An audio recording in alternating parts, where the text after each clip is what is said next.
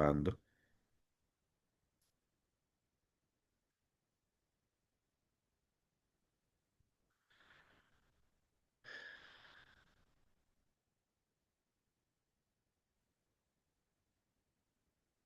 Muy bien, aquí le estoy compartiendo la pantalla para que ustedes así puedan ver la presentación. Como ya hemos mencionado, seguimos en el tema de los milagros de Jesús. Y en este tema, pues haciendo un breve resumen, ¿verdad? Porque como estuvimos 2 semanas que no nos pudimos reunir, puede ser que algunos hayamos ya borrado el tape. Y por un recordatorio. Hemos visto dentro de este tema de los milagros de Jesús, pues los milagros que reconocemos como milagros de sanidad física, ¿ok? Porque todos son de sanidad, o la mayoría, ¿no? Pero en este caso, hablando en sí de sanidad física, ahí vimos 15 milagros. eh, Luego entonces vimos los milagros de liberación espiritual, que muchos de estos milagros, aunque vimos, ¿verdad?, una posesión, vimos de posesión demoníaca directamente, ¿no? Pero también de sanidad porque dijo, ¿verdad? La palabra del Señor decía, o Jesús cuando iba a intervenir en alguno de los casos decía, y reprendió al espíritu de enfermedad, dando a entender que era un espíritu por parte, ¿verdad?, de Satanás, que hacía que esa persona manifestara pues unas limitaciones en su salud, ¿no? Y por eso cuando se reprendía el espíritu, pues obviamente esa persona era totalmente restaurada espiritualmente y físicamente. ¿Ok? De eso vimos 8. Y entonces, milagros de Jesús relacionado a la resurrección donde trajo a vida a personas que habían muerto. Vimos 3 de ellos, ¿verdad? Siendo, pues claro, dentro de ese subtema de los milagros de resurrección, siendo el de Lázaro el más impactante, ¿verdad? Por el hecho de la cantidad de días que ya llevaba enterrado, ¿no?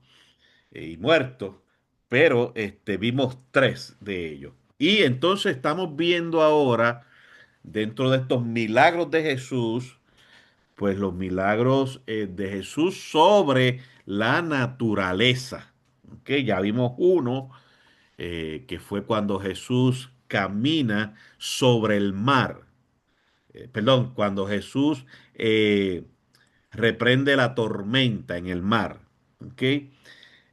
Vimos ese y hoy vamos a ver pues el próximo y obviamente son milagros que hace el Señor porque obviamente el ser humano no tiene control sobre la naturaleza.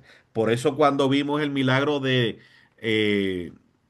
Jesús reprender la tormenta, los mismos discípulos dijeron, pero ¿quién es este que aún los vientos y el mar le obedecen? Porque establecimos que dentro del contexto cultural, religioso de aquel tiempo para los judíos, ellos entendían, reconocían y aceptaban que el único que tiene poder sobre la naturaleza es Dios. Entonces por ello se sorprendieron tanto al entender que tenían a Dios mismo allí con ellos y ellos no se habían dado cuenta. ¿Ok? Entonces pues ese fue el primero de los milagros de Jesús sobre la naturaleza, cuando Jesús eh, reprendió los mares y los vientos. Entonces pues esta noche pues continuamos y vemos el otro milagro que es parecido el primero que hablamos, ¿verdad? Pero en este caso cuando Jesús camina sobre el mar.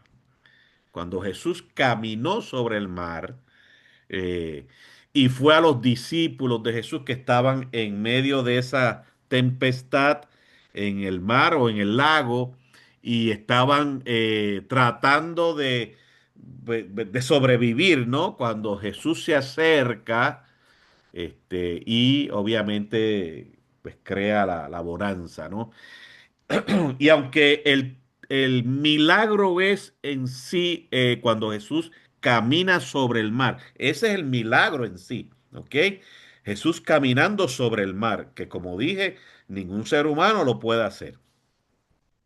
Pedro fue el único, ¿verdad?, que trató de caminar o que caminó un poco, pero fue a la orden de Jesús, no porque Pedro tuviera el poder. Y por eso fue que cuando Pedro cambió la mirada de Jesús, porque se concentró en lo que estaba pasando a su alrededor, pues dice la Biblia que Pedro empezó a hundirse. Porque es que ningún ser humano puede andar sobre el mar, no tiene ese poder, solamente Dios. Y entonces por eso ese es el milagro.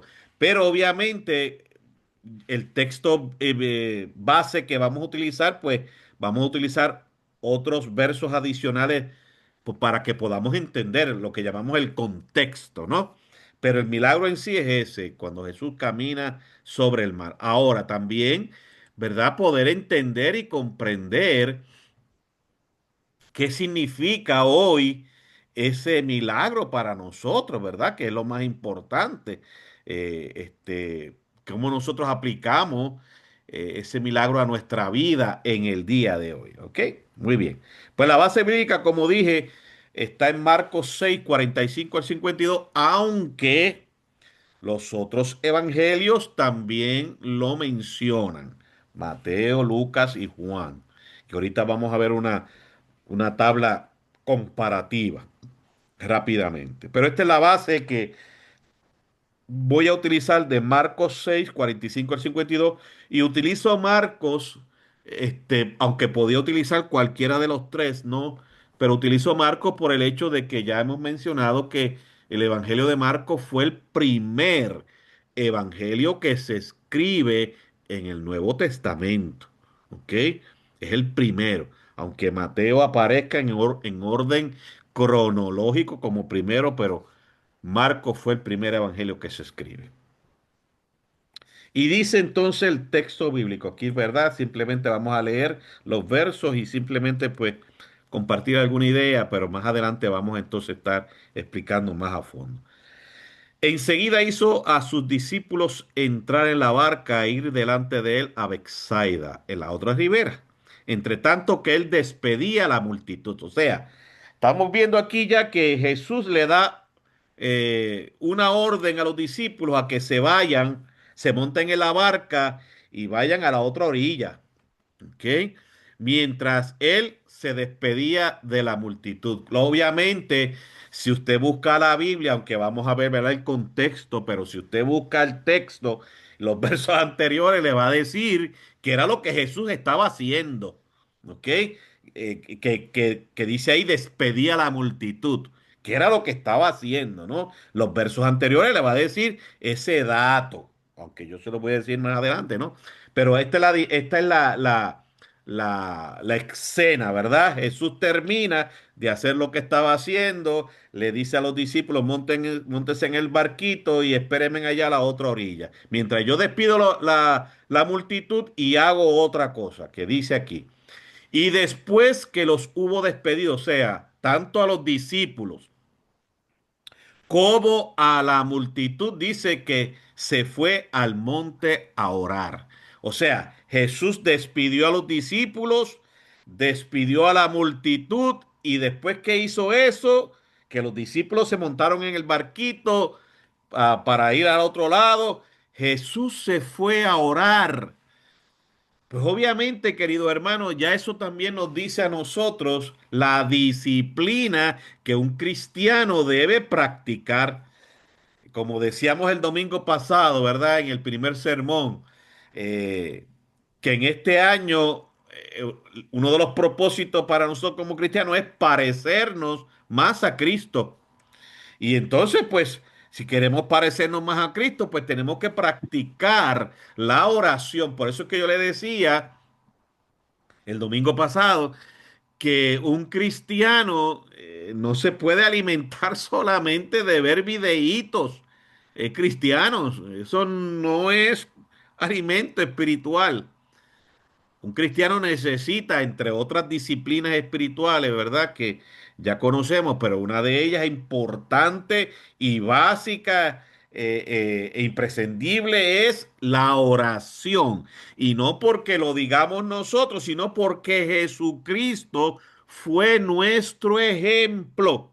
¿Ok? Sí. Y aquí claramente nos dice que él, después que se fue, despidió la multitud, eh, le dijo a los discípulos que se fueran, ¿verdad? Para el otro lado, pues él se fue a orar. Y entonces, pues nos da hoy, ¿verdad? Un ejemplo claro de que nosotros como cristianos tenemos que aprender a practicar esta hermosa disciplina de hablar con Dios a través de la oración. Y al venir la noche, o sea, Jesús, quiere decir que Jesús pasó un ratito orando, ¿sabes? No fue 5 minutos.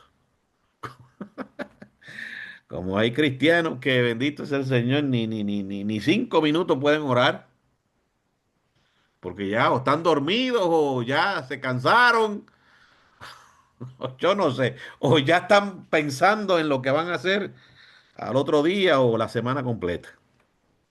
Y al venir la noche, la barca estaba en medio del mar y él solo en tierra. O sea, los discípulos estaban haciendo lo que Jesús les dijo que hicieran. Móntese en el barquito mientras yo despido a la gente, vayan a la otra orilla.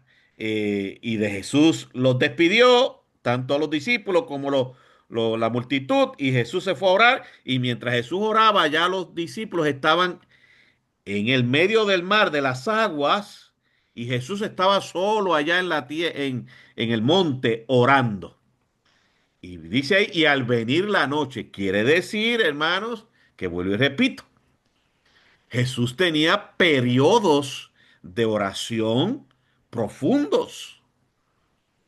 Entonces, aquí nuevamente, ¿verdad? Nos trae la enseñanza para todos nosotros, queridos hermanos. El cristiano tiene que tener una vida de oración, fuerte.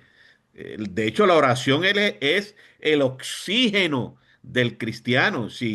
Y si usted le quitan el oxígeno, se muere. Pues así mismo es en el sentido espiritual. Si no oramos, nos morimos espiritualmente, hermano. Por eso es que usted ve tantos cristianos, hermano, que como yo le digo, se nutren su vida espiritual solamente viendo videitos cristianos. eh, y cuando vienen las circunstancias difíciles, mire, se desmoronan como un castillo de naipes. ¡Fuc! Le sacan un y se cayó todo. Pues ¿por qué? Porque obviamente no tienen una disciplina de oración profunda. Y vuelvo y le repito, no es porque nosotros lo digamos, es porque Jesús fue nuestro ejemplo, hermano, nuestro modelo. Aquí lo dice claramente. Después que los despide, pues Jesús pasa un tiempo, dice, y al venir la noche, ya los discípulos estaban en medio del mar y él todavía estaba en la tierra solo. Así que tenía periodos de oración profundo. De hecho, dice también los evangelistas que había momentos dados en que Jesús pasaba toda la noche orando. Y como le dije, nosotros nos mandan a orar 5 minutos y ya estamos, que nos duelen las rodillas. Y viéndoles remar con gran fatiga, porque el viento les era contrario, cerca de la cuarta vigilia de la noche, vino a ellos andando sobre el mar y quería adelantárseles. Qué interesante, ¿verdad? Que además de verlo, vamos a decir de una manera literal, el texto bíblico donde Jesús ve que los discípulos están en problemas en medio del mar, ¿verdad? Están tratando de mantener el barquito a flote. Pero más allá de eso, viéndolo o interpretándolo, cuando dice "y viéndole remar con gran fatiga", eso nos da un dato, amado, que nuestro Señor siempre está pendiente a cada uno de nosotros, que nosotros podemos estar seguros que para Dios, para Jesús, ninguno de sus hijos, de sus hermanos, pasa desapercibido. Y eso creo que, hermanos, si nosotros lo recibimos, lo aceptamos, lo internamos, ¿no? En nuestros corazones, lo profundizamos, eso es realmente una esperanza, una confianza, hermano, de saber que para Dios ninguno de sus hijos pasamos desapercibidos para Él. Porque dice aquí, y viéndole remar con gran fatiga, dando a entender que el Señor Jesús estaba pendiente a ellos. Y asimismo Jesús, nuestro Dios, está pendiente a nosotros, hermano. Por eso el salmista, cuando escribe el Salmo 139, que habla, ¿a dónde huiré de tu presencia? Y mucha gente, mal interpretando el Salmo, piensan que ese salmo es que Dios nos está viendo para castigarnos, que tenemos que tener cuidado lo que hacemos porque Dios nos está viendo y nos va a mandar un rayo de allá arriba y nos va a partir en cuatro cantos. No, el contexto, la esencia, el mensaje del Salmo 139 es que yo pueda vivir confiado, porque donde quiera que yo esté como su hijo, Él está conmigo. Entonces aquí nos reafirma en este verso 48 que Jesús eh, estaba pendiente por lo que le sucedía a sus discípulos. El cuidado de Dios se ve reflejado ahí. Y el viento, ¿verdad? Estaba atacando fuerte la barca que estaba a punto, ¿verdad? De hundirse, ¿no?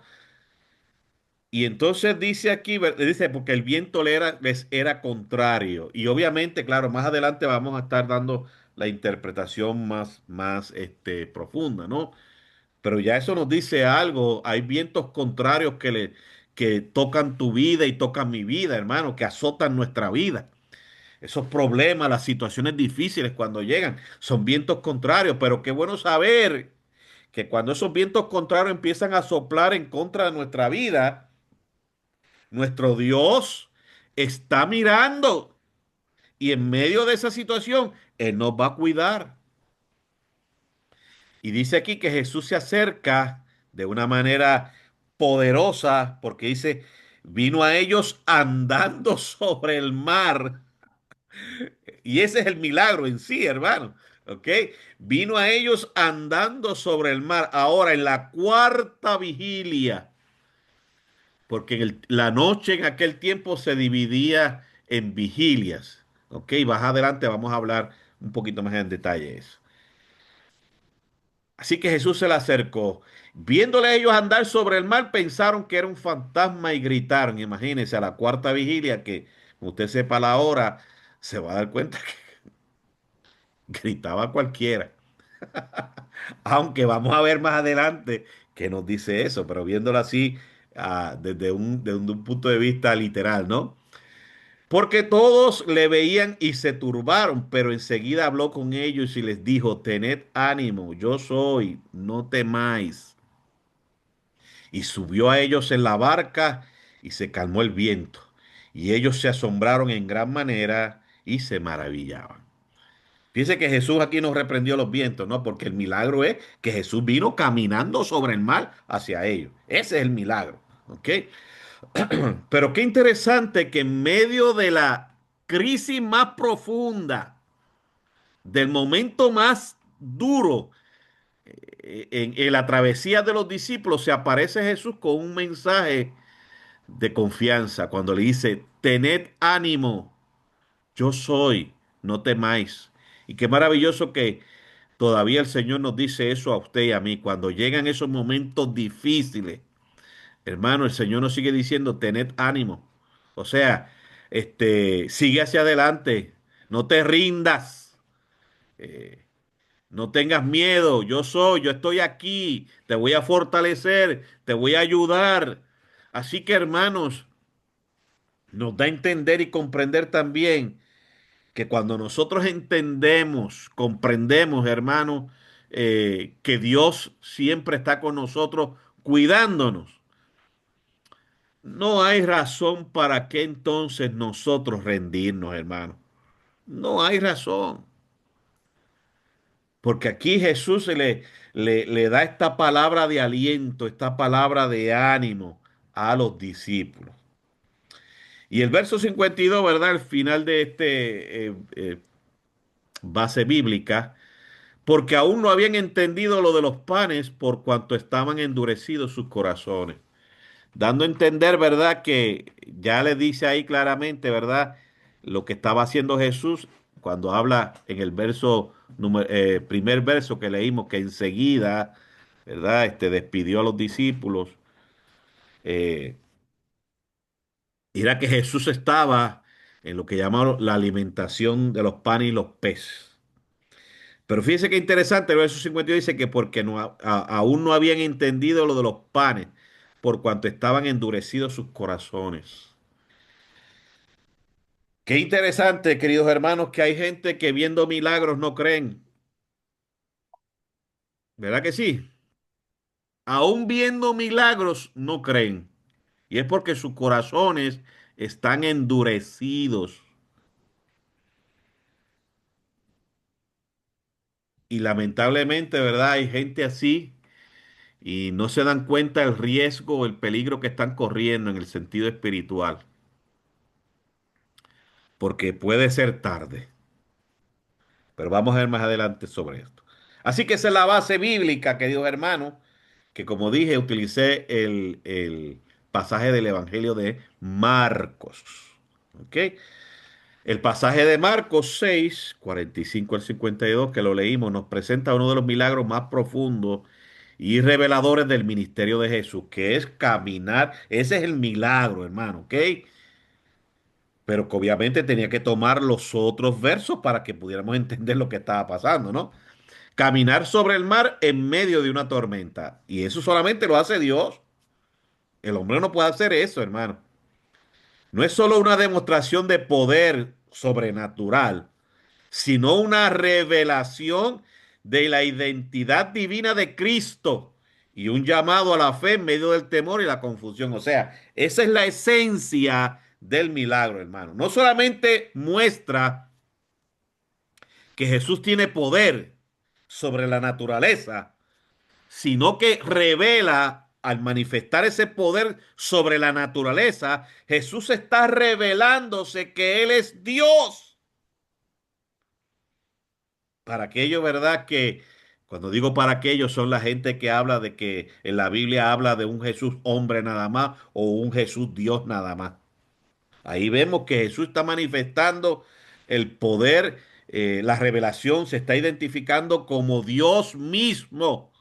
Por el hecho de que, como les decía, los judíos sabían muy bien que solamente Dios, Jehová, Yahvé, tenía el poder sobre la naturaleza, nadie más. Y eso es lo que Jesús está revelando, mostrando. ¿Ok? Pero a la misma vez el milagro nos habla a nosotros a que debemos mantener nuestra fe en medio de los momentos difíciles que llegan a nuestra vida. Que se acuerda que le decía que los vientos eran contrarios. Hay vientos contrarios que tocan tu vida y tocan mi vida en un momento dado, hermanos. Van a llegar. Pero aquí el Señor nos muestra que en medio de esos vientos contrarios podemos seguir manteniendo nuestra fe y nuestra confianza en el Señor.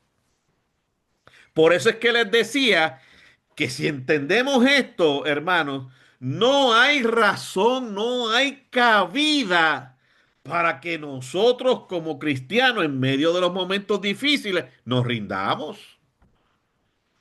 No hay, hermanos, si aprendemos a conocer quién es Dios para nosotros. Y esto Es el mensaje esencial de este milagro, hermano. Este relato ocurre en un momento de cansancio físico y emocional para los discípulos y pone en evidencia la tensión entre ver milagros y comprender espiritualmente quién es Jesús. Esa era la, la, la, la lucha, ¿no?, que tenían los discípulos. Por eso es que el verso 52 termina diciendo eso, que aún viendo lo de los panes, sus corazones estaban endurecidos. Vamos a ver entonces el contexto histórico y literario, rápidamente el contexto inmediato, que es lo que para que podamos entender el primer verso, ¿no?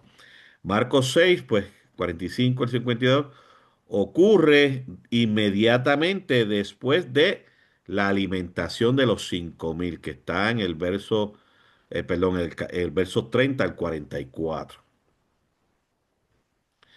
Eh,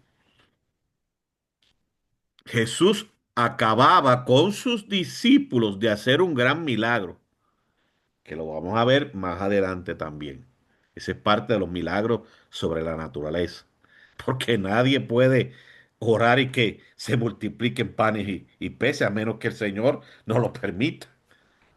Ningún ser humano tiene poder para eso.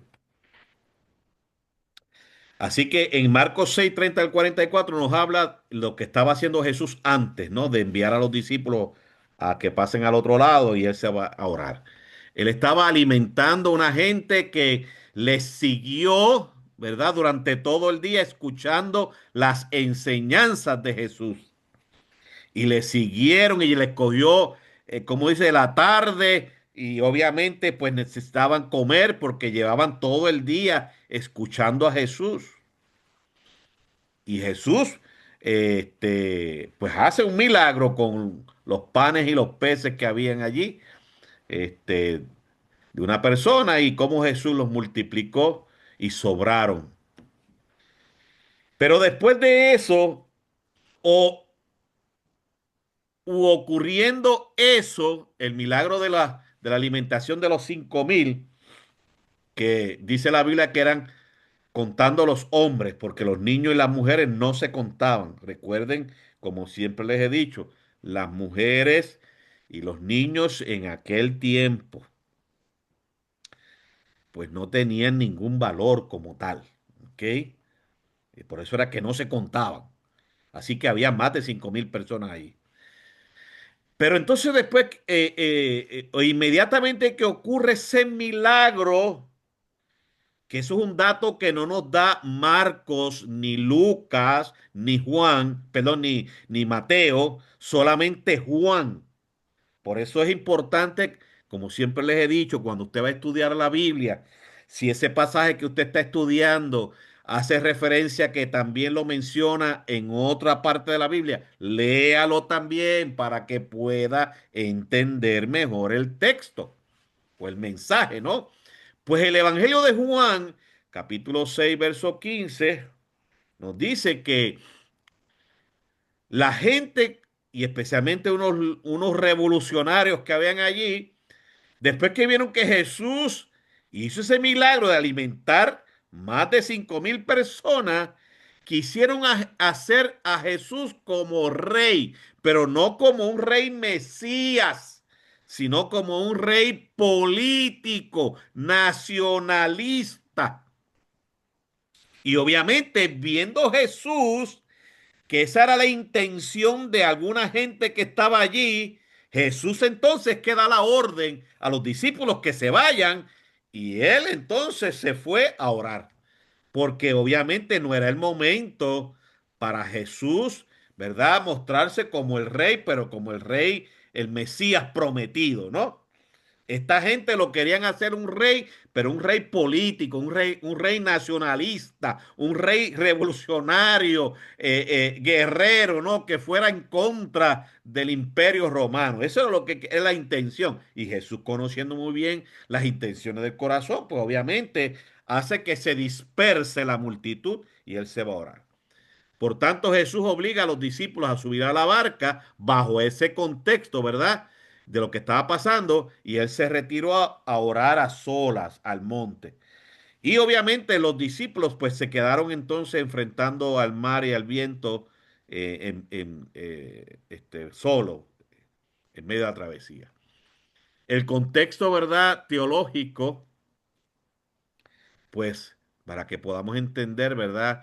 Porque como les dije, Marcos dice unas cosas y Lucas, y perdón, Mateo no, igual así mismo Mateo dice algo, Lucas no, etcétera, etcétera. Marco escribe para una audiencia mayormente gentil, especialmente los romanos. ¿Ok? Y Marcos en su evangelio presenta a Jesús como el siervo poderoso y también el siervo sufriente. También lo presenta como el Hijo de Dios. ¿Ok?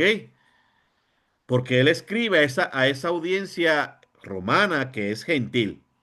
Este milagro refuerza la autoridad de Jesús sobre la creación y ese es el milagro en sí. ¿Ok? Y revela su identidad divina de forma progresiva. ¿Ok? Pues ¿por qué es progresiva? Porque hace el milagro de los panes, hace el milagro de detener los vientos y mandar a callar el mar, etcétera, etcétera. ¿Ok? Y esta es la tablita que les mencioné de los cuatro evangelios que presentan el mismo evento, ¿verdad? Pero unos dan unos detalles que otros no, para poder entenderlo mejor. En cuanto al elemento de que Jesús camina sobre el agua o sobre el mar, pues los tres, los tres, Marcos, Mateo y Juan, los tres, lo presentan. Pedro camina sobre el agua, ¿verdad? Que es un dato que no lo estamos viendo en esta noche directamente, ¿verdad? Pero obviamente, pues, si usted lo lee, especialmente Mateo, pues lo presenta. Los otros dos evangelios no.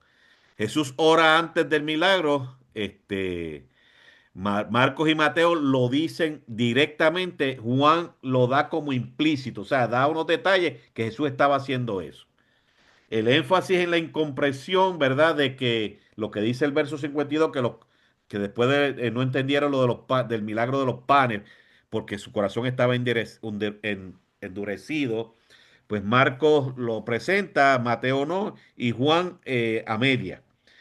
La confesión explícita de fe, pues Marco no la presenta, Mateo sí, y Juan tampoco la presenta. Esto es simplemente, ¿verdad? Para que tengan una idea. Por lo que les digo, ¿verdad? Que cuando un texto bíblico, especialmente en el Nuevo Testamento y especialmente los evangelios, aunque también en el Antiguo Testamento se ve esa dinámica. Este, un pasaje se repite en otros libros o en otro evangelio, léalo para que pueda tener una idea más clara de el mensaje, ¿no? Que se está presentando. En Marcos, entonces, el énfasis no está en la fe de Pedro, sino en el temor de los discípulos, que dice la Biblia, ¿verdad? Que tuvieron temor ante ver a Jesús caminando sobre el agua, creyeron que era un fantasma. También la dureza de su corazón, que dice el verso 52, su incapacidad de comprender el milagro previo de los panes, ¿verdad? Es lo que presenta Marcos, básicamente. ¿Ok? Pues vamos directo ahora a la interpretación más directa del texto. En el verso 45, como dije, que Jesús hizo a sus discípulos entrar a la barca. Y obviamente estas palabras aquí, ¿verdad? Que son un poquito difícil de poder pronunciar, las que están entre paréntesis, son las palabras griegas, ¿no? Para comprender lo que significa que hizo a sus discípulos entrar en la barca. O sea, si analizamos en el idioma original que se escribe el Nuevo Testamento, que es el griego, pues esa expresión hizo a sus discípulos entrar en la barca, no es otra cosa que los obligó, que los forzó. Y si usted me escuchó lo que decía Juan, capítulo 6, que a Jesús después de que hizo el milagro de alimentar más de 5,000 personas, la gente quería hacerlo rey. Pues dígame si no es entendible entonces lo que significa esa palabra. Pues Jesús dijo, mire, no, váyanse de aquí, arranquen, arranquen, muévase, muévete, muévete, muévete. porque Jesús conocía la intención y Jesús sabía que no era su momento para mostrarse como el Mesías y tampoco porque él sabía cuál era la intención de esta gente de hacer de Jesús un rey, no como Mesías, sino como un rey guerrero para derrocar el imperio romano. Y ante esa dinámica es que Jesús ordena, Jesús obliga, fuerza, forzó a los discípulos a que se montaran en la barca y lo esperaran al otro lado. Esa es la dinámica. Y como les dije, aquí vemos el texto más explícito de Juan 6, 14 al 15. Aquellos hombres entonces, esto es lo que dice Juan, viendo la señal que Jesús había hecho, ¿cuál señal? Alimentar, multiplicar los panes y los peces, dijeron, este verdaderamente es el profeta que había de venir al mundo. Pero entendiendo Jesús que iban a venir, ahí está claro. Por eso vuelvo y repito, lea los textos que le mencionan que están en otro lado, léalo. Incluso cuando usted lee la Biblia, a veces usted encuentra un texto que termina con una letrecita y abajo tiene una leyenda. Y esa letrecita dice que ese mismo texto está en otro pasaje de la Biblia. Léalo también para que usted tenga una visión más clara de entender mejor el texto o el pasaje que usted está estudiando. Pero entendiendo Jesús que iban a venir para apoderarse de él y hacerle rey, ve, ahí está la intención, que Jesús la conocía muy bien. Cuando dice hacerle rey, vuelvo y repito, no era reconocerlo como Mesías, sino como un rey político, como un guerrero, como un revolucionario, para que tomara las armas y tumbara al imperio romano. Esa era la intención de esta gente. Y Jesús entendiendo eso y conociéndolo, es que da la orden, obliga a que los discípulos se vayan de allí. Y él se va a orar. Dice, volvió a retirarse al monte él solo. Esa es la situación por la cual Jesús le dice a los discípulos que se marchen de allí. Las implicaciones teológicas, pues la tormenta no es accidental. O sea, cuando hablo aquí de las implicaciones teológicas, es interpretando, ¿verdad? Con más profundidad el pasaje. Qué bueno saber que es que como dice Pablo, hermanos, Romanos 8, 28, y sabemos que a los que aman a Dios todo le ayuda para bien. La tormenta que ocurrió en la travesía de los discípulos al otro lado no fue accidental. Jesús tenía un propósito. Y hermanos, si nosotros entendiéramos eso, de hecho, como decíamos el domingo pasado en la lección bíblica, aquellos que amamos a Dios, Dios tiene propósito en todas las cosas, hermanos. ¿Ok? Dios tiene propósito aún en situaciones que nosotros vemos que son entre comillas, ¿verdad? Malas, negativas. Dios tiene propósito. Esta tormenta no es accidental. Jesús tenía un propósito para los discípulos. La experiencia es parte del diseño formativo de Jesús. Ay, hermano, diseño formativo de Jesús. Dios mío, si nosotros como cristianos entendiéramos que para poder aprender, para poder crecer, para poder madurar como cristiano, hermano, hay que enfrentarnos a situaciones difíciles.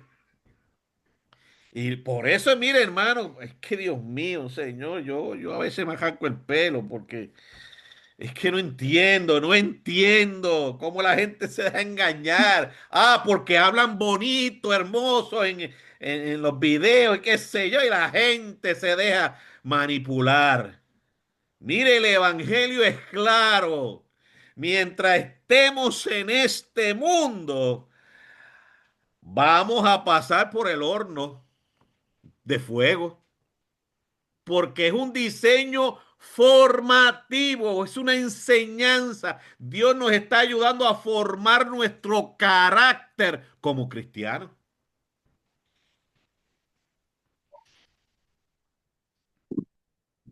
De hecho, ¿cómo usted, esto es simplemente un ejemplo, ¿verdad? ¿Cómo se llama? Ah, una metáfora. ¿Cómo usted adquiere inmunidad hacia la varicela? Cuando le da varicela, ¿a usted quiere inmunidad? ¿Verdad que sí? Aunque la varicela no es agradable, ¿verdad que no? A nadie le gusta estar pecoso con tantas bolitas en todo el cuerpo. Nadie le gusta eso. Y los síntomas que da y qué sé yo. Pero usted crea inmunidad. Pues así mismo, hermano, es las situaciones que le ocurren a usted y a mí como cristianos que amamos al Señor, que queremos ser fieles para Él. Estamos en un proceso formativo. Dios nos está capacitando. Dios nos está enseñando, hermanos. Pero los cristianos no, no, no, no, porque acá ya nos enseña que todo es en victoria, en victoria, en victoria. No hay problema, no hay problema. Declara victoria, no hay problema. No, no, no, no tienes problema. No, no, no. Porque como si eso fuera pecado. Decir, estoy en un problema, pastor, ayúdeme a orar y ayúdeme a seguir adelante o aconséjeme, deme su mano para caminar en el sentido figurado, ¿no? No, no, no, no podemos decir eso. Cuando estamos en un proceso formativo, Dios nos quiere enseñar, hermanos, capacitar y que nuestra fe crezca, que nuestra fe madure. Ay, Señor. Y la obediencia no garantiza ausencia de conflicto. Ay, Dios mío, Señor. Así que la gente, Dios mío, con sus videitos. Por eso que hay cristianos en las congregaciones tan débiles, que el domingo están que se comen los niños crudos, como dicen allá en Boricua. Y el miércoles están ya que no, ay, pastor, no puedo. Ay, este problema. Ay, esta situación. Se sorprenden cuando llegan los conflictos, las situaciones, las crisis, las pruebas.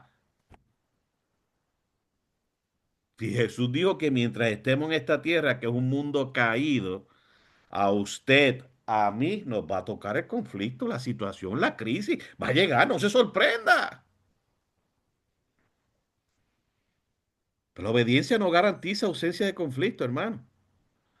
El que usted ame al Señor, que sirva al Señor con integridad, no garantiza que usted no va a tener problemas. Fue a Jesús, imagínese.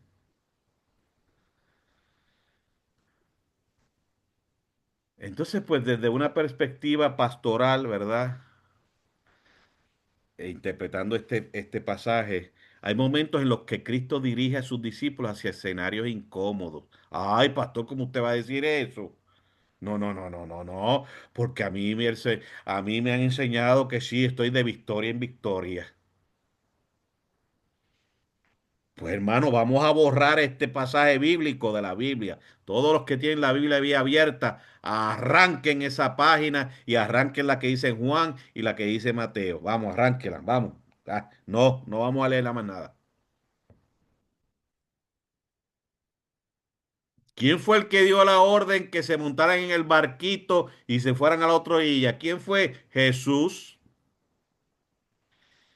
¿Y usted cree que Jesús no sabía lo que iba a pasar? Bueno, si leyó la intención de aquella gente que venía a hacerlo rey, si pudo multiplicar los panes y los peces, imagínense. Usted no sabía que Jesús conocía muy bien lo que iba a suceder en la travesía, pero era un propósito de Dios. Los discípulos estaban en el diseño formativo. O sea, en otras palabras más sencillas, los discípulos estaban en la escuelita de Jesús. Pues hay gente que no le gusta ir a la escuelita de Jesús. Como dicen allá en Puerto Rico, cortan clases. No le gusta la escuelita de Jesús cuando la situación se pone difícil. Pues hay momentos en los que Cristo dirige a sus discípulos hacia escenarios incómodos para revelar dependencias ocultas. La fe madura no se forma solo en la provisión. Ay, ay, ay, ay. Por eso es que la gente cree, tiene fe cuando todo está bien. Ay, pues qué fácil es así tener fe, ¿verdad que sí? Así es sencillo. Cuando yo no tengo problemas, cuando tengo enfermedades, cuando todo está tranquilo, sí, sí, tengo fe, yo creo en Dios. Pero cuando llega el momento difícil, se jamaquean. Pues la fe madura, escuche bien, la fe madura no se forma solo en la provisión, cuando todo está bien, tranquilo, sino en la incertidumbre, cuando los vientos están azotando fuerte. Ahí es que vamos a probar si tenemos fe o no tenemos fe. Wow, hermano, qué poderoso ¿verdad? Mensaje el Señor nos está dando a través de este hermoso milagro. Por eso es que le digo siempre, la idea del estudio bíblico no es conocer el milagro en sí, ¿ok? Que es importante conocerlo, cómo se llama, dónde se encuentra, sí. Pero lo más importante es buscar la aplicación para nuestra vida hoy.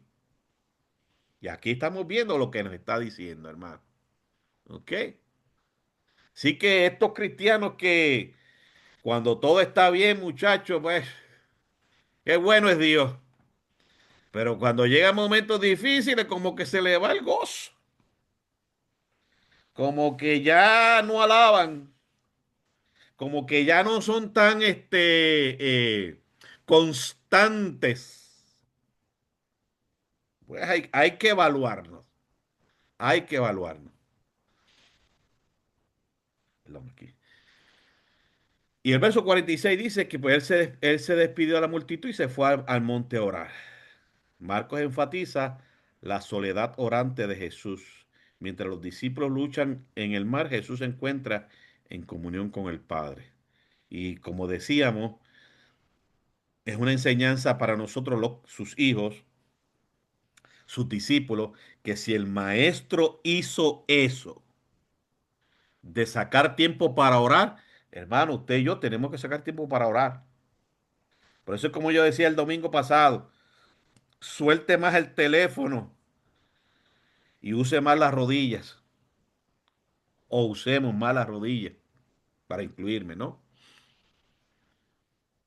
Porque Jesús fue nuestro mayor ejemplo, hermano. Y como les dije, hay pasajes en el Evangelio que dice que Jesús, momentos dados, pasaba toda la noche orando. Toda la noche. Y si Jesús lo hizo, es porque obviamente, hermanos, se necesita orar. Y Jesús, más allá de lo que se iba a enfrentar, ¿verdad? Con sus discípulos en medio del mar, más allá de eso, Jesús cultivó una vida de oración porque Jesús estaba constantemente, hermano, señalado, perseguido, acusado, corriendo peligro su vida en riesgos por parte de los líderes religiosos que eran hostiles hacia Jesús. Y ya cuando vimos la parte de los milagros de sanidad, vimos cómo líderes religiosos siempre estaban en lucha, en pelea hacia Jesús. También, más allá de la hostilidad de los líderes religiosos de su pueblo, estaba la suspicacia supersticiosa de Herodes Antipas, que era uno de los líderes, ¿verdad?, políticos de aquel tiempo, que siempre estaba pendiente a lo que Jesús estaba haciendo, a ver si peligraba su trono. Así que era otro enemigo de Jesús. Y tercero, pues los exaltados políticos que querían convertirlo contra su voluntad en un Mesías nacionalista. Así que ahí tenemos tres, ¿verdad?, razones por las cuales, aunque obviamente era mucho más, ¿no? Pero para que entendamos la idea de por qué Jesús sacaba tiempo para orar, hermano. Y nosotros pues queremos una vida cristiana fuerte, eh, espiritual, ¿no? Pero sin orar. De hecho, en las iglesias, en las congregaciones del mundo entero, no pensemos en nosotros, sino en el mundo entero, hermano. Los dos servicios que menos gente va cuando se convoca es a la oración y al estudio de la Biblia. Esos son los dos servicios que menos asistencia hay. Cuando no se dan cuenta que esas son la base de la vida espiritual.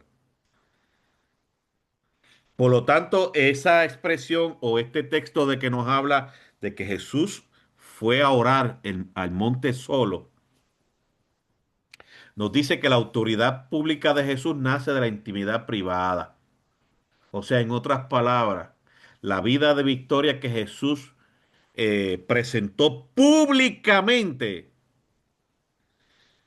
nacía en los momentos de oración. O sea, en otras palabras, hermano, si tú y yo queremos ser hombres y mujeres que reflejemos a Cristo públicamente, tiene que empezar en la intimidad, o sea, en los momentos de oración que sacamos para Dios. Que de hecho dice en el Sermón del Monte, cuando Jesús habla de la oración, que dice que entremos en nuestro aposento y cerremos la puerta y hablemos con nuestro Padre en privado. Y nuestro Padre que ve en privado nos recompensará en público. Y esto lo dice por el ejemplo directo de Jesús. La oración entonces antecede al milagro visible. O sea que el milagro nace, comienza en ese momento de oración. Nace en el momento de oración. Entonces, pues nos da entonces ese detalle, hermano, de que nosotros no podemos descuidar la oración.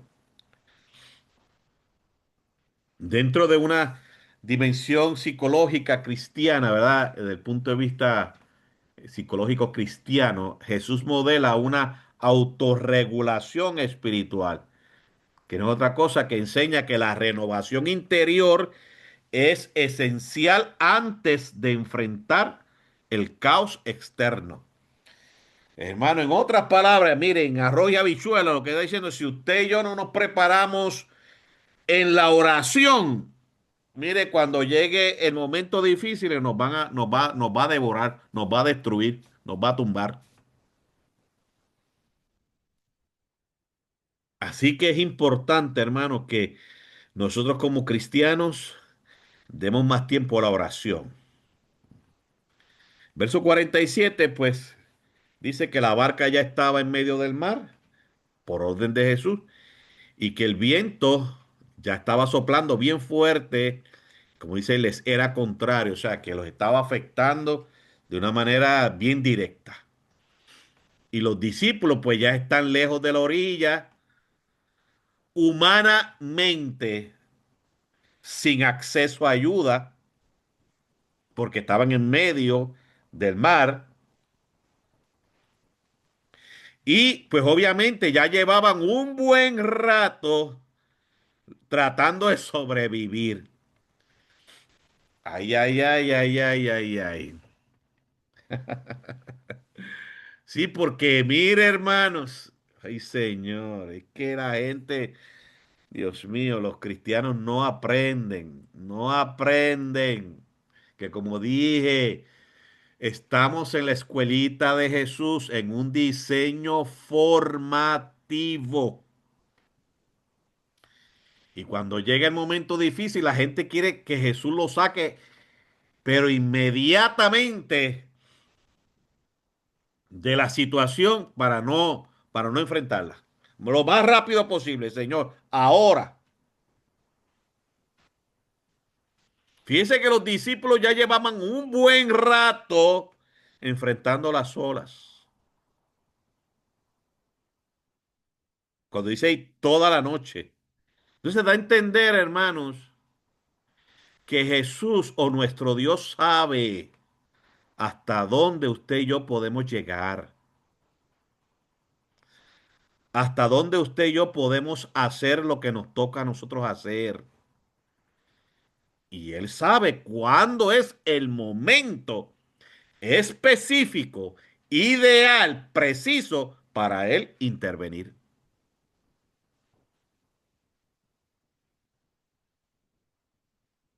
Porque, hermanos, Jesús sabía que los discípulos estaban pasando por esa situación,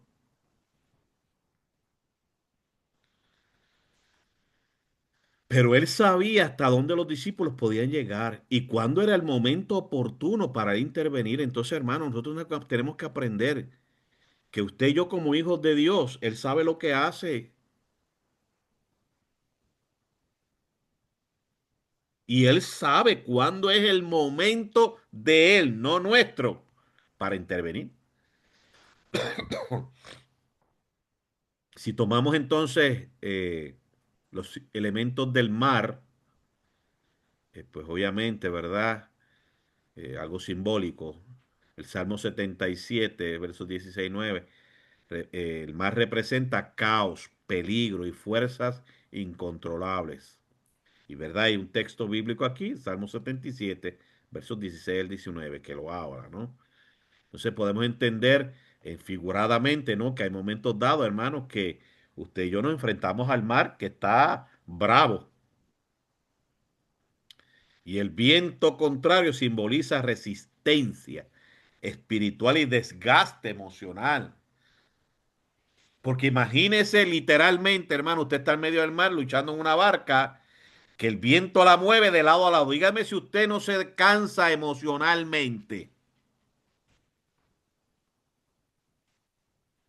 porque está en una tensión tan profunda que hay un desgaste. Y hay momentos dados que en nuestra lucha espiritual, de la prueba, del problema, de la crisis, de la tribulación, que nosotros pensamos que ya es demasiado tiempo, nos sentimos desgastados.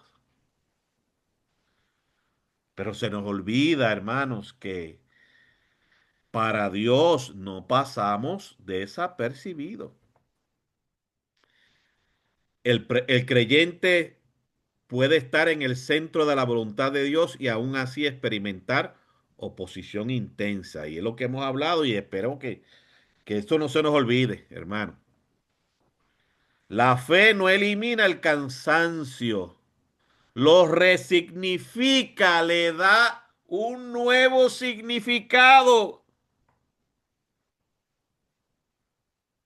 De hecho, esa palabra resignifica es la tercera y última etapa, perdón, la última etapa de cuando uno tiene una pérdida y está enfrentando un duelo. Y cuando digo una pérdida, no me estoy refiriendo única y exclusivamente una pérdida de un ser querido, no, una pérdida en todos los aspectos. Pérdida de matrimonio, pérdida de trabajo, pérdida de la finanza, pérdida de la salud física, pérdida de una casa, pérdida de las amistades porque usted se tuvo que mudar a otro estado que usted no lo tenía planificado directamente, pero por una situación se tuvo que mover. Son pérdidas, generan un duelo. Pues la última etapa de ese duelo es, y ahí es que si uno se da cuenta si realmente superó el duelo correctamente y lo trabajó y elaboró el duelo de una manera correcta, cuando usted le da un nuevo significado a ese dolor que usted pasó. Si usted se queda todavía con el dolor que se quiere morir, eso quiere decir que usted no elaboró el duelo bien. Pues la fe no elimina el cansancio, sino que lo resignifica. ¿Por qué? Porque nos da la potencia de seguir creyendo que Dios tiene el control y que Él sabe lo que hace. Y va a intervenir cuando Él así lo determine. Verso 48, viéndole remar con gran fatiga. O sea, se está dando cuenta que Jesús sabía muy bien cómo estaban sus discípulos, hermano. Y vuelvo y repito, estamos viendo claro aquí literalmente, ¿verdad? El texto. Pero vuelvo y repito, la enseñanza para nosotros. Jesús sabía muy bien lo que los discípulos podían hacer y lo que no podían hacer. Y que Jesús no los perdió de vista. Porque Jesús ve. Entonces usted y yo para Jesús, no perdemos de vista para Jesús, hermano, no nos perdemos de vista, no pasamos desapercibidos. Dios conoce nuestras vidas, nuestra situación, Él la conoce, hermano. Viéndolo remar, eso enfatiza su mirada consciente y continua, hermano, Dios mío. Esto es profundo, poderoso, hermano. Y vuelvo y repito, si lo estamos entendiendo, este pasaje bíblico nos inspira a confiar en el Señor, hermanos. Él sabe lo que tú y yo estamos pasando paso a paso, hermanos. Paso a paso. Él nos conoce.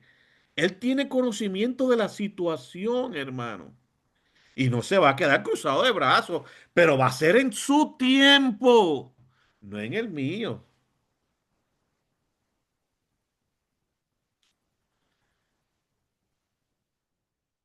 La visión de Jesús, ¿verdad? En esto viéndolo teológicamente, no es solo física, sino omnisciente. Y ahí está, reafirma nuevamente lo que acabo de decirle anteriormente.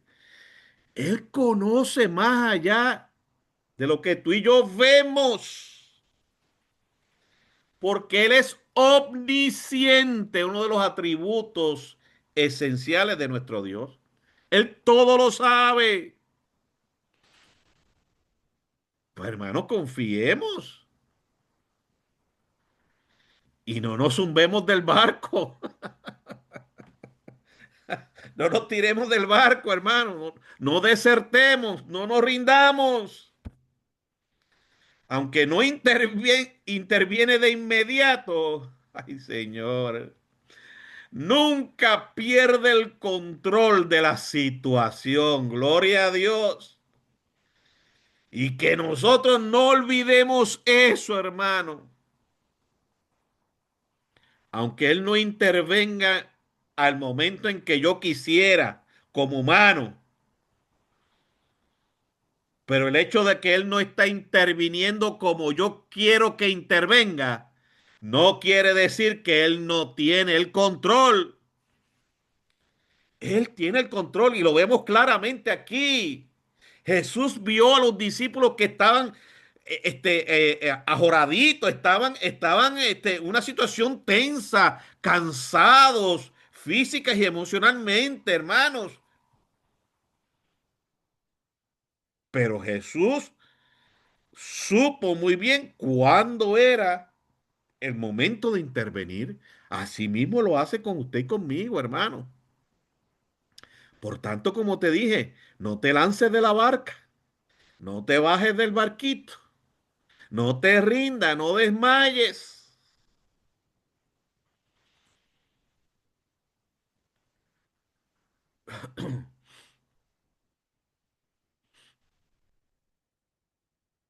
Porque a veces, y esto es producto, queridos hermanos, de lo que hemos escuchado, de lo que quizás nos han enseñado, no quiero decir que sea intencional para dar el beneficio de duda, ¿no? Pero de mucha gente, ya sea en las congregaciones, en las redes, de que, ¿verdad? De que si yo estoy en un problema X por tanto tiempo, en una crisis, por una situación difícil, una prueba por tanto tiempo, es porque algo tengo mal en mi vida, ¿no? Porque Dios no está respondiendo. Pues el silencio de Dios, que aprendamos esto, hermano. El silencio de Dios no es indiferencia. No, no, hermano. No, no es indiferencia. ¿Por qué? Porque Él es tu Padre. Y Dios es un buen Padre, hermano. Muchas crisis se intensifican no por ausencia de Dios, sino por procesos no concluidos. Ay, Dios mío, Señor. Y aquí viendo de una perspectiva, ¿verdad? Como hablo aquí emocionalmente o psicológicamente y con base bíblica, ¿no?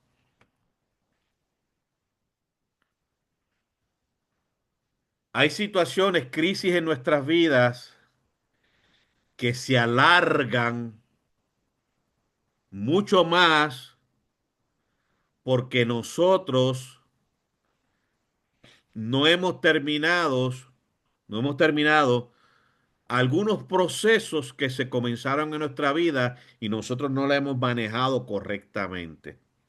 Por ejemplo, procesos del perdón. La gente no sabe o no es que no sabe o no se da cuenta, esa es la mejor expresión. No se da cuenta cuánto daño hace a la persona que no perdona.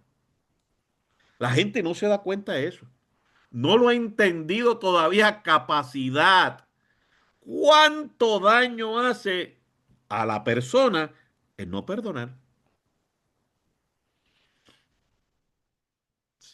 Si se diera cuenta que quien más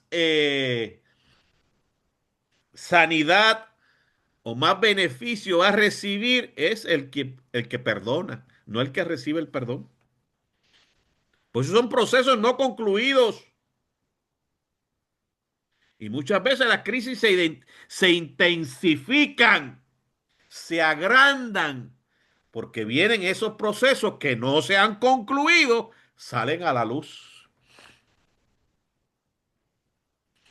Es como, por ejemplo, si usted le diagnostican una enfermedad X, pero se complicó la enfermedad porque usted no controló otra enfermedad que usted tenía. Y esa enfermedad no controlada le complicó la que usted le diagnosticaron ahora. Procesos no concluidos. Por eso, hermano, mire, por eso es que, Señor, Dios mío, usted me escucha siempre decirle que cuando usted necesite ayuda, busque ayuda, busque ayuda, porque después se le va a complicar la situación.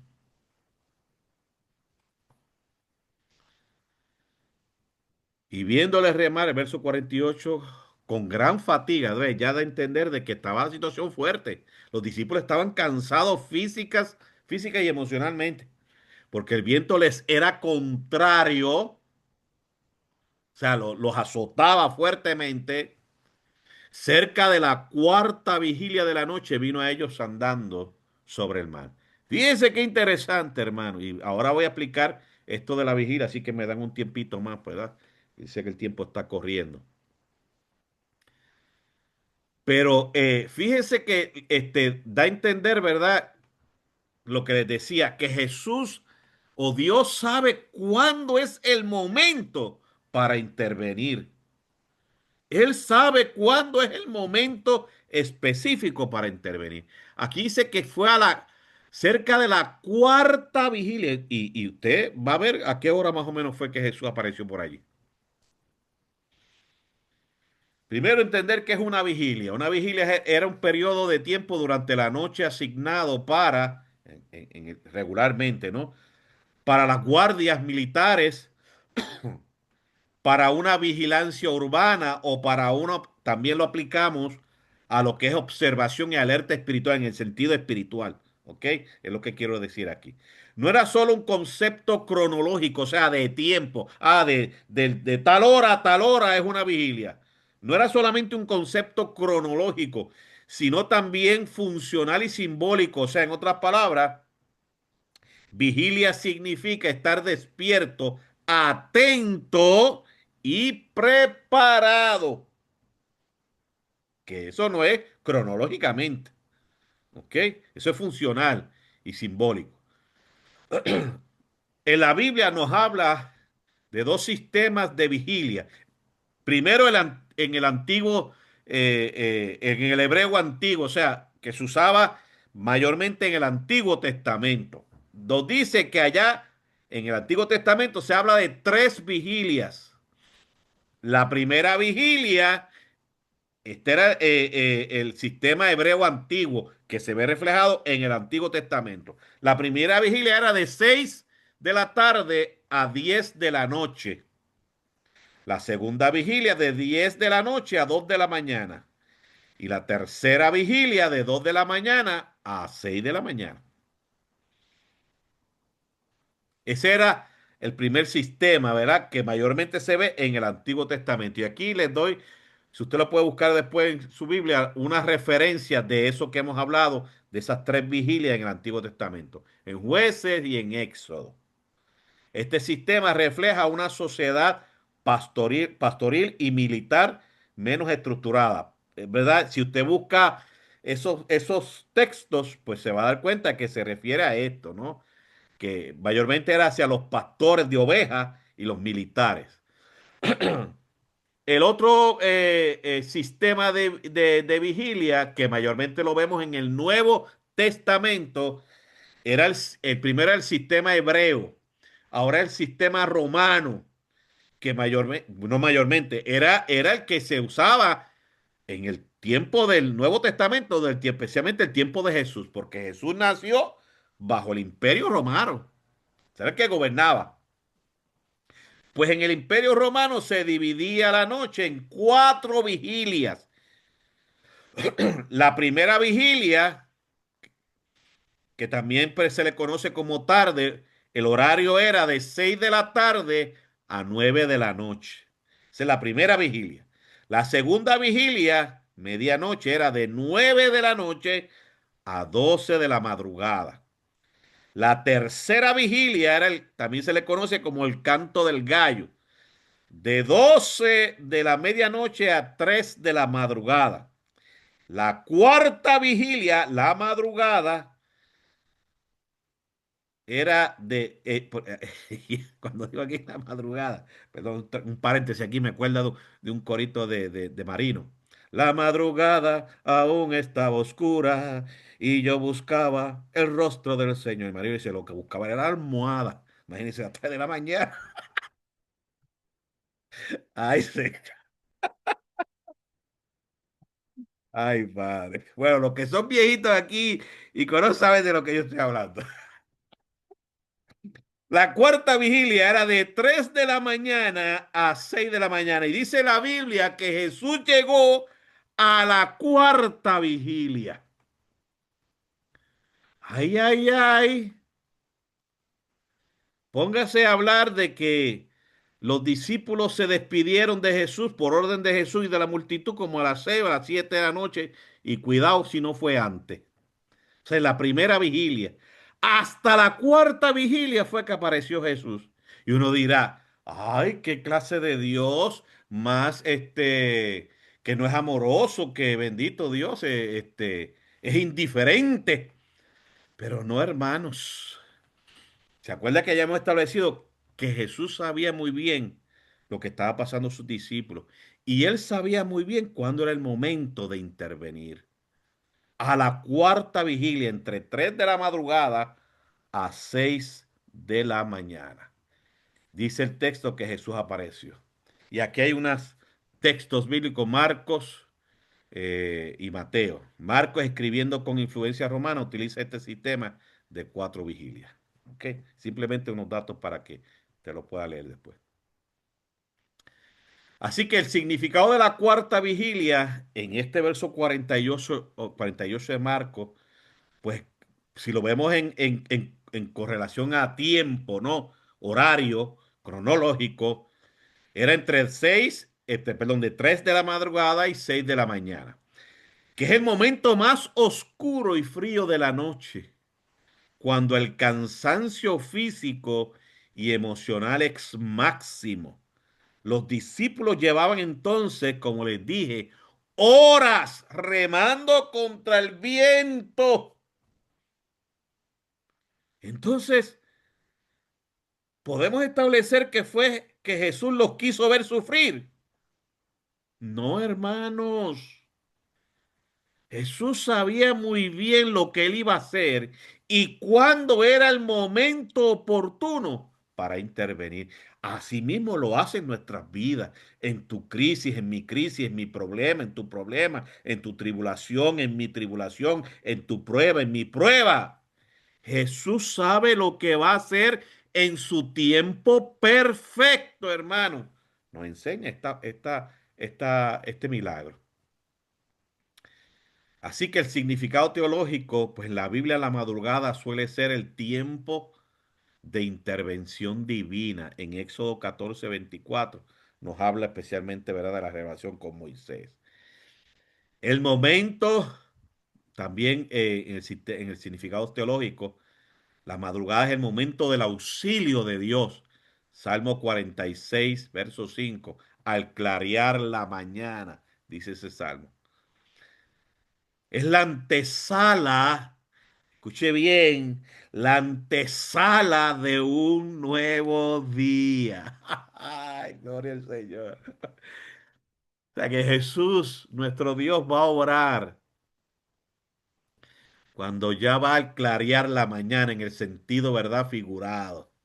Dios sabe lo que hace, hermano. Confiemos siempre en eso. Jesús llega cuando las fuerzas humanas se han agotado para que la gloria sea claramente de Dios. Amén. Gloria al Señor. Porque si Jesús hubiese intervenido cuando los discípulos empezó el vientito, los discípulos podían decir, es que nosotros somos excelentes navegantes, sabemos muy bien manejar los barquitos y no hay tormenta alguna que se nos pare al frente. Nosotros somos los cheches de la película. Pero no. Por eso, hermano, nosotros tenemos que aprender que Jesús llega cuando las fuerzas humanas ya se han agotado. O sea, Jesús sabe hasta dónde usted y yo podemos llegar, hermano. Él lo conoce. Y cuando ya no podemos más, porque realmente ya no podemos más, ahí es que Él interviene. Para que entonces toda la gloria sea para Él. Amén. Amén, hermano. Así que no te desesperes. No te desesperes. Que tu milagro viene de camino. El significado, ¿verdad?, pastoral y espiritual de este verso, desde una lectura espiritual y psicológica cristiana, la cuarta vigilia representa el límite del esfuerzo humano. O sea, como yo te dije, cuando tú y yo ya no podemos más, hermano, que Dios sabe que tú y yo no podemos más, Él va a obrar. Representa el punto de quiebre emocional cuando ya realmente emocionalmente nos sentimos que nos vamos a desplomar. Ahí es que Dios interviene, hermano. No antes, porque recuerda que si interviene antes, podemos entonces nosotros pensar que lo hicimos nosotros, ¿ok? Y la gloria no se la lleva a Dios. Representa el momento donde la fe es probada.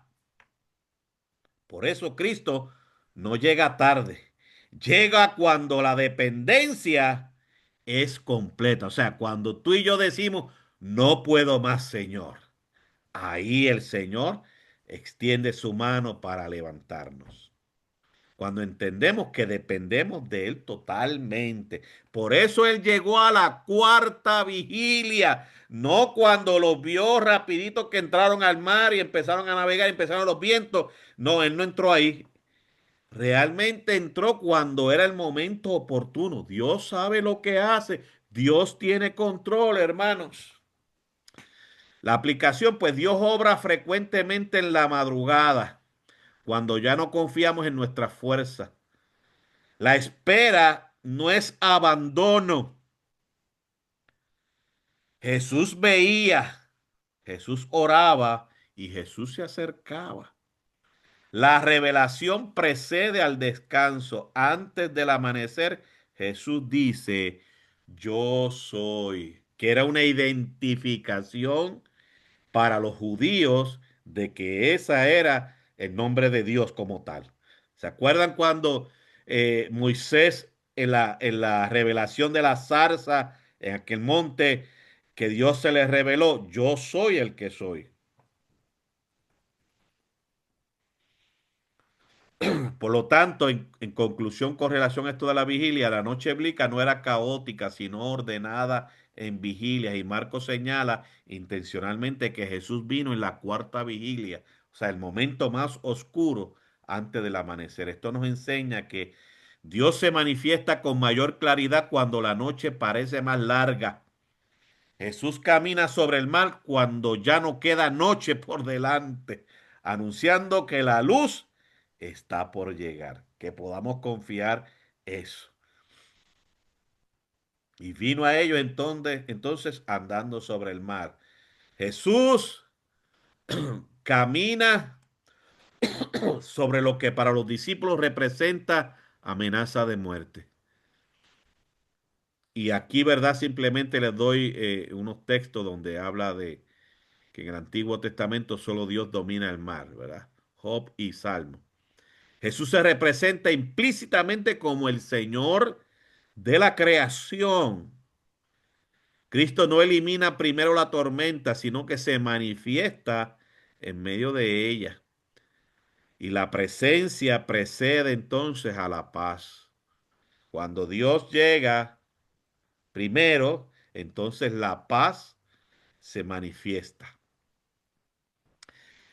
Así que Jesús, ¿verdad? Estamos viendo la enseñanza que Jesús quería darle a sus discípulos y para nosotros hoy. Y quería pasar delante de ellos, como dice el otro texto, adelantárseles. Esta frase, pues, ha sido un poco malinterpretada o vista como indiferencia. En realidad es una referencia teofánica, de una teofanía. ¿Qué es eso? ¿Qué es una teofanía? Pues la palabra teofanía proviene del griego teos, que significa Dios, y faino, que significa manifestar o aparecer. O sea, en otras palabras, y de hecho tengo aquí esa lámina de Moisés en la zarza, porque eso fue una teofanía. Dios se manifestó en medio de la zarza. Pues Dios se manifestó cuando los discípulos lo vieron caminando sobre el mar. Eso es una teofanía. Y eso es lo que significa o lo que se debe interpretar cuando dice que él quería adelantársele. Una teofanía es una manifestación visible y perceptible de Dios al ser humano, en la cual Dios se revela de manera extraordinaria, como lo hizo con Moisés y como lo hizo Jesús con sus discípulos, sin dejar de ser trascendente. Eso es una teofanía. Entonces, entre las características comunes de una teofanía en la Biblia es primero que es iniciativa de Dios, no humana. Por eso cuando Dios se le reveló a Moisés, Moisés iba a buscar una oveja, las ovejas de por allá arriba, por el monte. Pero Dios quiso revelarse y así mismo hizo con sus discípulos. Esa teofanía produce un temor reverente, o sea, de reconocer algo sobrenatural está pasando aquí. También otra de las características es que hay revelación del nombre o identidad divina, como hizo Dios en la zarza ardiente con Moisés. Yo soy. Y hay una manifestación del poder soberano de Dios en caminar sobre el agua, en la zarza que dice que no se o sea, no se quemaba aquel arbusto, no se quemaba, seguía intacto, aunque a pesar de que estaba prendido en fuego. Y esa otra de las características importantes de una teofanía en la Biblia es que ya es un llamado a la confianza o a la obediencia.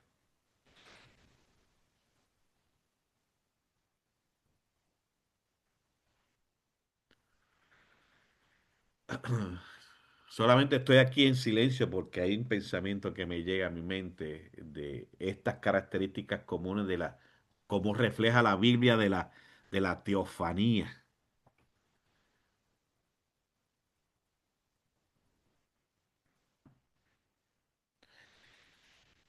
si lo vemos hoy en el contexto de hoy día, dentro de muchas congregaciones que revelan de que Dios se ha manifestado y a veces esa manifestación de Dios, en vez de producir un temor reverente, produce miedo. En vez de producir confianza, produce incertidumbre. Entonces, simplemente traigo el pensamiento porque las características comunes de una teofanía bíblica, o sea, cómo representa la Biblia cuando Dios se manifiesta, es totalmente contrario a lo que yo acabo de decirle, que muchas veces usted lo ve en congregaciones. Entonces uno tiene que cuestionarse en buen sentido, hermano, con responsabilidad, prudencia, de analizar si realmente fue Dios que se manifestó o fue otra cosa. Y aquí vemos, ¿verdad? Algunos ejemplos. Dios en la zarza ardiente, Éxodo. Dios cuando se revelaba ya en el Sinaí, en el monte de Dios. Y Dios cuando Elías estaba en la cueva, que dice que pasó delante de Elías. ¿Ok? Y el verso 49 dice que los discípulos al ver a Jesús pensaron que era un fantasma. Porque es que el temor, y aquí cuando hablo del temor me estoy refiriendo al miedo, distorsiona la percepción espiritual. Y el miedo, como usted siempre me ha escuchado, es una emoción básica de todo ser humano. Y el miedo no es el problema, sino cómo yo manejo el miedo. Ahí está el problema. Porque cuando yo dejo que el miedo me domine y me maneje a mí, entonces yo empiezo a ver las cosas de una manera distorsionada. Si lo vemos en el sentido literal, como yo les decía en una ocasión, por ejemplo, yo me crié en el campo y me gusta vivir en el campo porque creo que es el lugar donde más relajado uno vive y más natural uno vive, más libre uno vive en el campo. Y yo recuerdo allá en aquella montañita donde yo nací, mis abuelos, mi abuelo, me acuerdo que tenía para la parte de abajo de su casa, tenía bastantes matas de guineos y plátanos. Habían bastantes. Y yo recuerdo que de noche, pues esas matas se movían pues el viento, pero uno no sabía realmente qué era el viento. Y uno miraba y tenía miedo. Y cuando ya uno, el miedo me acuerdo que dominaba a uno, ya uno empezaba a ver a gente. Mira, se movió. Mira, se escondió por allí. Viene por allí. Estamos distorsionando la percepción porque el miedo no nos hace ver las cosas como son. Por eso les decía, el miedo no es el problema, es como yo manejo el miedo. Y en lo espiritual, el miedo distorsiona la percepción espiritual. Cuando tú y yo tenemos miedo en medio de la crisis, empezamos a dudar de Dios. Cuando tenemos miedo en medio de la crisis, nosotros empezamos a reclamarle y recriminarle a Dios. Porque estamos distorsionando. Cuando nosotros tenemos miedo en medio de la crisis, empezamos a ver el problema como una montaña gigante que nos va a aplastar, porque estamos distorsionando la percepción. Así que el miedo no es el malo, sino cómo yo manejo el miedo.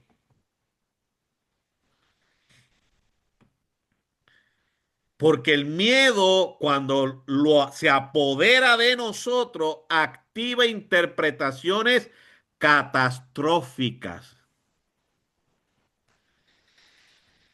Y, y- y esta laminita, ¿verdad? O esta imagen que puse aquí, qué interesante, ¿verdad? Porque ve esa muchacha, o ese muchacho, un muchacho, no sé quién es, un muchacho creo que es, que tiene una mascarilla. Eso me recuerda la época de la pandemia, del COVID, ¿te acuerdas? Y claro, al principio todo el mundo teníamos temor y miedo porque era algo nuevo, que no se conocía, la cura, ¿cómo se llama? Cómo se comportaba, porque era algo novel, algo nuevo. Pero mucha gente se dejó apoderar del miedo que ni se atrevía ni a asomarse por la ventana, porque tenía miedo que apareciera un mosquito y lo picara y ya se le pegaba el COVID también. Se dejaron dominar por el miedo. Me acuerdo que aún ya entendiendo un poco más el COVID y ya entrando en vacunas y eso, bueno, no al poder de la vacuna, pero más o menos que ya se estaba manejando la situación, la gente ni se aparecía por los templos, por el miedo, porque el miedo activa interpretaciones catastróficas. Entonces vuelvo y repito, queridos hermanos, la emoción del miedo no es lo malo porque Dios te creó a ti y a mí con esa emoción básica. De hecho, el miedo nos libra de peligros. Porque como les dije en una ocasión, cuando estaba hablando de esto, si usted no tiene la emoción del miedo, yo le diría a usted, ok, pues el domingo, cuando terminemos, usted cruce la avenida que está frente a nuestro templo, cuando cambie la luz verde allá arriba y vengan todos los carros, usted cruce. Pero ¿verdad que usted no cruza porque tiene miedo que si pasa, obviamente, y se queda en medio de la avenida, pues un carro lo va a atropellar y quizás posiblemente le quite la vida? Pues ¿cómo usted sabe que no lo puede hacer? Por el miedo. Pero usted maneja el miedo. Y en ese caso es positivo, porque usted lo manejó correctamente. Eso es como se menciona lucha y huida. Se activa ese miedo. Pero cuando no lo saben manejar, hermano, mire, ese muñequito lo vemos un gigante. Se activa interpretaciones catastróficas. El trauma espiritual nubla la capacidad de discernimiento. Mire, hermano, cuando tenemos el miedo apoderado en nuestras vidas, nos nubla, nos nubla para poder entender y ver las cosas como realmente son, hermano. Pues cuando el corazón está endurecido, incluso la gracia puede parecer amenaza. Por tanto, tenemos que cuidarnos de eso, hermano. Y Jesús, ante esa situación de sus discípulos, le da esas palabras de aliento. Ánimo, yo soy, no temáis. La expresión yo soy, como les dije, es central. ¿Por qué? Porque los judíos se remontaron en su mente, ¿no? Al momento en que Moisés tuvo la revelación allá allá en el monte con la zarza ardiendo. Moisés le pregunta, ¿quién eres? Yo soy.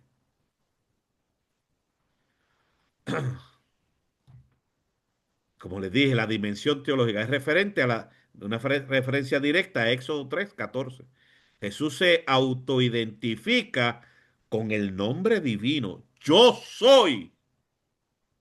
No era raro para los judíos, no era extraño para los judíos.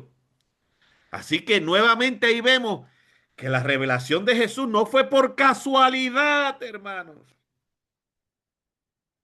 Está revelando quién es Él, el Dios, el Yahvé, el Jehová, su identidad, yo soy. Y exhorta al ánimo. Pues quizás hoy Dios nos está exhortando a usted a mí al ánimo, a que no nos tiremos del barquito, nos mantengamos, que confiemos y que eliminemos el temor, el miedo. La paz no viene primero, sino la revelación viene primero. y eso va a producir esa paz. Subió a la barca, el verso 51, y el viento se calmó. La calma es consecuencia de qué? De la presencia de Jesús en la barca. Jesús no necesita reprender el viento esta vez, sino que bastó con su cercanía. La paz es fruto de la comunión, no de la ausencia de problemas. Por eso Jesús dijo, mi paz os dejo, mi paz os doy. Yo no os la doy como el mundo la da. No se turbe vuestro corazón, ni tenga miedo, porque la paz es fruto de la comunión con Dios, no de que si hay o no hay problema. Y cuando nosotros aprendemos eso, hermano, entendemos que aún en medio del dolor, en medio del problema, podemos tener la paz de Dios, que sobrepasa todo entendimiento. Y el verso 52 dice que no habían entendido lo de los panes, su corazón estaba endurecido. Este es el clímax interpretativo pues, del pasaje. La dureza del corazón no se trata de rebeldía abierta, sino de ceguera espiritual progresiva. La repetición de milagros sin reflexión produce insensibilidad. Por eso hay muchos cristianos hoy día, como les decía, aun viendo milagros son insensibles.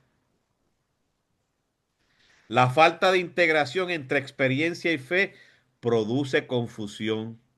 La sanidad espiritual requiere procesar lo vivido a la luz de la verdad. Y cuando nosotros hacemos ese proceso, ¿ok? De lo vivido, tenemos a la luz de la palabra de Dios, entonces viene sanidad. Por eso es, hermanos, que mire, cuando, cuando un cristiano entiende que su dolor, su pérdida, aunque es dolorosa, aunque es fuerte, pero cuando entiende que aún Dios tiene propósito en ella, esa experiencia le produce sanidad. Pero cuando no lo entiende, entonces que produce una patología, hermanos, en su vida emocional. Marcos 6, 45 al 52 enseña que Jesús es Dios revelándose en medio del caos. La tormenta es un medio pedagógico, o sea, de enseñanza, no un castigo. Y el verdadero conflicto no es externo, sino interno, el corazón que no discierne. Que Dios nos ayude, ¿verdad? En eso. Rápidamente estoy ya finalizando. Las lecciones. Jesús ora mientras sus discípulos luchan. La intercesión precede a la intervención. No olvidemos que un cristiano que no ora es un cristiano que se va a morir. Segundo, la tormenta no cancela el propósito de Dios. Aún remando en contra, Jesús sigue teniendo el control. Tercero, el miedo distorsiona la percepción espiritual, así que no te dejes dominar por el miedo, domina tú el miedo. Confunden al Salvador con un fantasma. Ay, pues el Señor me está castigando. Ay, Satanás me está castigando. Distorsionamos la percepción espiritual. Ver milagros no garantiza madurez espiritual. Por eso que dice el verso 52. Sin reflexión y fe, el corazón puede endurecerse. Así que aplicamos en la vida personal, las tormentas revelan en quién confiamos realmente. Escuchamos eso bien. Las crisis, las pruebas, miren hermano, van a revelar realmente si somos o no somos. ¿Ok? Cristo llega en el tiempo perfecto, no en el nuestro. En la vida emocional y espiritual, desde una perspectiva de psicología cristiana, el miedo activa interpretaciones distorsionadas de la realidad. Jesús trae regulación emocional al hablar, no temáis. O sea, nos pone en el tiempo, en el momento, en el ajuste necesario emocionalmente cuando nos dice, no temas. En el liderazgo y discipulado, la aplicación es que los líderes también luchan y se cansan. Jesús forma a sus discípulos a través de experiencias difíciles, no solo de enseñanzas teóricas. Pues, ¿cómo el Señor nos va a enseñar para que tengamos fe? Pues cuando llegan las crisis, no cuando todo sale bien. Así que termino. Marcos 6, 45 al 52, nos confronta con una verdad esencial. El mayor peligro no es la tormenta externa, sino la dureza del corazón interno. Jesús camina sobre aquello que amenaza hundirnos y se acerca aún cuando no lo reconocemos. Su presencia transforma el miedo en paz y la confusión en fe. El llamado final del texto no es solo admirar el milagro, sino a comprender quién es Jesús, quién es el Dios que tú y yo tenemos y confiar plenamente en Él. Cuando Él nos dice todavía, yo soy, no temáis. Caminar con Cristo será también para nosotros conquistar la tempestad. Amén.